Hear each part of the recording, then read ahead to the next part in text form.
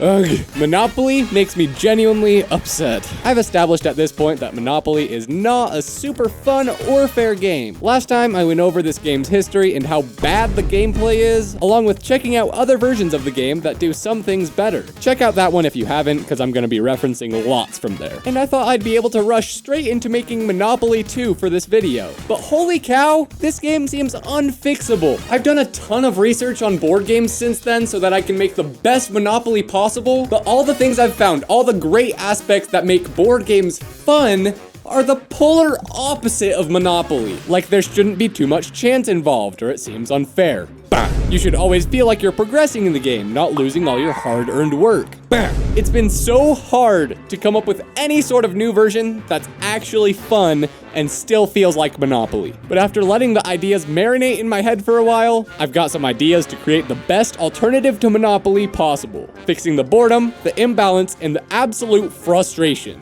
It's time to make Monopoly 2. And while we all know that I have some insane talent when it comes to fixing things, I'm still always trying to build up my skill set so that I can become as invincible as possible. And a great way that I've been doing that is with today's sponsor, Skillshare. Skillshare is a platform for learning all sorts of new skills. You might know them for creative classes like photography, editing, and graphics type stuff, but they also have a ton of career-focused classes that can seriously help you out beyond just having a fun talent. I watched through Ali Abdal's course on productivity for creators, and I honestly love a lot of the advice that he was giving out, like always having a side project that you're interested in. So while I was watching his class, I was learning how to draw apes. It had nothing to do with any of my work, but they have a bunch of classes on how to turn your side projects into successful gigs that I could totally apply here. Ali teaches you how you can manage your time with these projects, and there's several great classes on how to brand yourself so that you can become successful in whatever you're doing. Even if you feel like making your drawings into your living is too intimidating, no goal is too small. Setting goals is super important to keep improving yourself, and one of the best goals you can set is giving yourself time to improve on the things you love to do. The first 1,000 people to use the link will get a 1-month free trial of Skillshare, so there's no risk in signing up. Thanks to Skillshare for sponsoring this video, and go work on that goal of yours and build up some skills. Alrighty, let's start by dragging this guy in. So last video, we pointed out some priorities we should stick to. Mainly, it needs to be a shorter game, it can't be so negative, and it needs a clear win condition. But to start on an easy and light note, let's give this a nice aesthetic change. Makeover time. So obviously we gotta change the name of all the properties to something more Oats Jenkins related. This is gonna take a while. Alrighty, all done. Bonus points if you get all the references. Now let's change the money system. Monopoly money just gets so annoying with so many kinds of bills. Let's take note from Monopoly Junior and Bibleopoly and simplify it down to, let's say, 4 kinds of bills. We'll just do 1s, 5s, 10s, and 20s. Super simple. Actually, it kind of gets super depressing when you only have a few 1s left, so we'll multiply it by 10 so everyone can feel like they at least have some money. And while we're at it, Monopoly does make it fun with the colored money, but you know, of course, we gotta upgrade to the supreme money system, grain. Now you might notice that this totally messes up all the prices in the game, but I'll try to get back to that, so just ignore it for a sec. Now I'm sure that you've noticed that Monopoly is simply 80% an empty board. So to help that and prevent cheating, we'll put all the money in dedicated spots on the board. So let's get rid of this first. Like so, just put these right on top. And while we're at it, this green isn't really doing it for me. We'll go closer to chess 2 blue. Now for new pieces. These are iconic to original Monopoly, so we gotta get it right. Everyone knows that 2-player games are essentially impossible, and once you're over 4, it gets pretty annoying, so we'll say that every game has to be 3 to 4 players, and we'll just make 4 pieces. We'll start with Bird from Egypt, obviously, and bring in fan favorites Bear and Monkey from Chess 2, and for the 4th, the classic Monopoly car. We'll give them all colors to differentiate them even more, and that could come into play more later on. Now I want to bring up something that Monopoly sucks at, letting you play the game. All you do all game is roll some dice, move your little car, and transfer some money. Not super interesting gameplay, but the real problem is you're only playing like a quarter of the time. While you're having a jolly good time paying someone stupid amounts of money because of a dice roll, the other players are just sitting there. For some reason, Monopoly and a bunch of other old board games love to make you not play the game. And it's even worse when you consider the whole jail system where you just sit out a few rounds. So no more jail. And we need to find a way for everyone to play most of the time. And this game is supposed to be a brutal telling of the dangers of capitalism. But there's nothing less realistic than people taking turns in real life. So if we split up the gameplay into phases, we've got the buying phase, the rolling phase, and the trading phase. Let's take these one at a time and come up with some fun rounds that everyone can do all at once. So buying. I think this is a pretty flawed system already. Whoever rolls first essentially has first dibs on all of the properties, and I think there's two main things to fix here. To start, all of the players will start in separate corners. The jail spots are already gone, so that's okay, and the go spot basically means nothing. And free parking, hate to say it, was never supposed to do anything anyway. Might as well give these some fun names. Next, I think we should take from Bibleopoly and make it so everyone starts with a set of random properties. Now, obviously, this could end up pretty unfair if people get better properties than others, so what if all the properties are just the same, meaning they're all worth the same amount. Motivational Avenue will cost the same amount landing on it as Macaque Market. So we'll say you start the game by shuffling all the properties and everybody gets 4 randomly. So if Monkey got Pinto Avenue, Dogter Place, The Game Avenue, and Animal Gardens, he'd put his little tokens on top of them. On that note, I think it's kind of weird that properties are already sectioned off by colors. Like, the whole point of a real life Monopoly is that you have control over an area so people don't have any other options but to pay you. But personally, if I'm chilling in Animal Gardens and I see that Skate Avenue next door is way cheaper,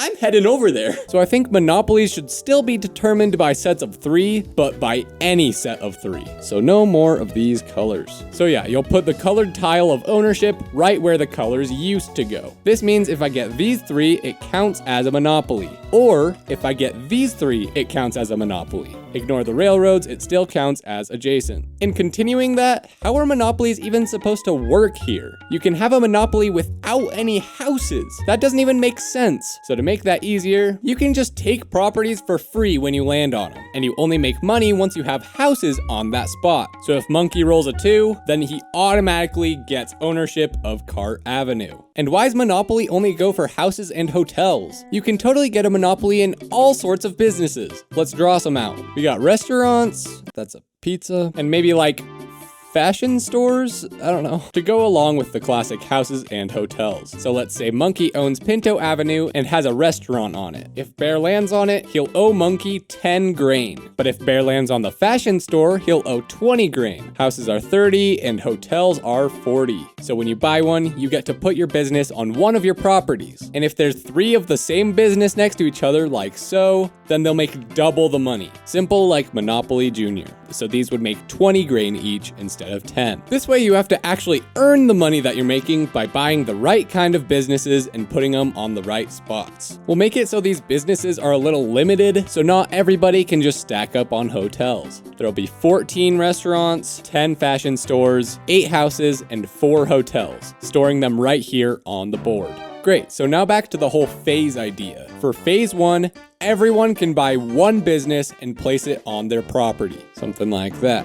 Everyone at the same time. If, say, Green bought a hotel, but he doesn't have an open property, he can just store it for later. And say there's only 1 hotel left. If 2 people want it, whoever's closer to their starter space, like Monkey Place or Bear's Place, they're the one that gets to buy it. A big catch here is that once you place a business, you can never move it. This restaurant is locked into Space Place. This will come into play later. Then for the next phase, rolling. We'll do that similarly, but much quicker. Everyone rolls the dice and moves that amount like normal, and if they land on an empty space, they automatically own it. If it's owned, don't do anything. But if it's owned and has a business on it, then pay up the right amount to the right player. So for this example, you give 40 grain with the hotel to Yellow or Bird. Getting bankrupt was a huge part of the normal Monopoly, but it's kind of a big bummer. So we'll pull from Bibleopoly, where if you can't pay up, just give the owner all of your grain left and that's it. Great, then for the last phase, trading. This is where we can have a bit of fun. Players can trade anything they want. You can swap properties, you can trade around money, and you can even trade businesses. But I said earlier that you can't move the businesses. So if you wanted to trade this property with a house on it for this property, then you only move the property tiles, not the actual business. Like so. The house stays there, and Monkey now has ownership. But you can trade up the stored up businesses if you bought those earlier. You can make any sorts of deals that you want. It's all up to you how you want to trade. But you might be thinking, players aren't even earning that much money. Do you start with a ton? No, actually. Each player is gonna start with this, a total of 100 grain. So how's anyone gonna afford any businesses? Well, what if everyone earns money every single round? That's right, it's time for a bonus phase. In this phase, you earn the amount of money from all of your businesses at once. Bear has 2 houses here and a set of 3 restaurants down here. He'll get 30 grain from each house and 20 grain from each restaurant. Remember the ×2 set bonus. So that'll give Bear a nice 120 grain, and everyone will end up getting a fair amount of money no matter what. And I forgot to say how much these businesses actually cost. It'll be 3 times as much as they earn. That way it won't be too easy to get them. I think that's a good balance of how money gets transferred around. And that'll be a full round of the game. I mentioned earlier we want a clear win objective, but I think the best option is just to have a specific amount of rounds, and whoever has the most grain at the end wins. We'll track the rounds with a little marker that goes across this line. I think that 10 rounds is a good standard, but if you want to play longer, you can do 15 or 20. Just move it around accordingly. So after you do all 4 phases, that counts as 1 round. You play until you finish the last round. Now to really flesh out this game, we'll get in some bonus features, so it's all nice and tidy. Since you win based on how much money you have, if you're totally ahead, you won't want to trade with anyone. So a new rule is everyone keeps their money secret. This way you never know how well you're doing relative to other people, and you'll want to keep trading for more. The utilities honestly don't really fit anymore, so we'll replace those with regular properties. And we're trying to get rid of chance in this game, so no more of these either. And might as well get rid of taxes while we're at it. Railroads will make a lot more sense now. If you land on it, you get to take a ride all the way to another one of your choice. It's always free and nobody can own them. And just to spice it up a little, getting the set of 3 Monopoly bonus can apply between players. So Bird owns these 2 and Bear owns this one. It still counts as the set of 3 because they're all the fashion stores. So they'll each get 40 instead of the regular 20 for each one they have. Okay, that was a whole lot, I know. I hope I explained that decently, but I think this game works out really well actually. I guess we'll just call it Oats-opoly. And I'm pretty sure that solves all of Monopoly's problems. I'll type out a more organized rulebook for you in the description and give you the files for the board if you want to play it for yourself. And I guess it's time for you to subscribe.